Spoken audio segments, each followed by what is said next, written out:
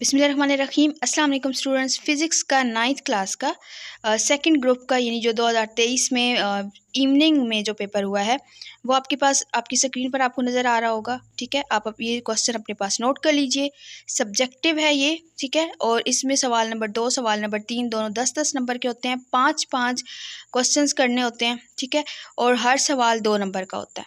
आप अपने पास नोट कर लीजिए, ये क्वेश्चन लाजमी मार्क कीजिए। इंपॉर्टेंट क्वेश्चंस होते हैं ये, क्योंकि बहुत दफ़ा हर पेपर में मैं बता रही हूँ कि रिपीट होते हैं। ठीक है, अब देखते हैं इस मज़ीद आगे।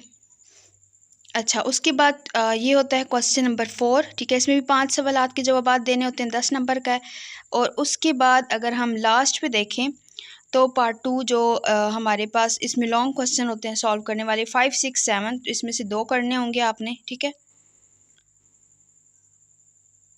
और ये हमेशा याद रहे कि जो भी क्वेश्चन हम ऐसा ही चूज़ करें जिसके ए और बी दोनों पार्ट हमें अच्छे से आते हों। ठीक है, 18 नंबर का होता है, 9 नंबर का एक सवाल होता है।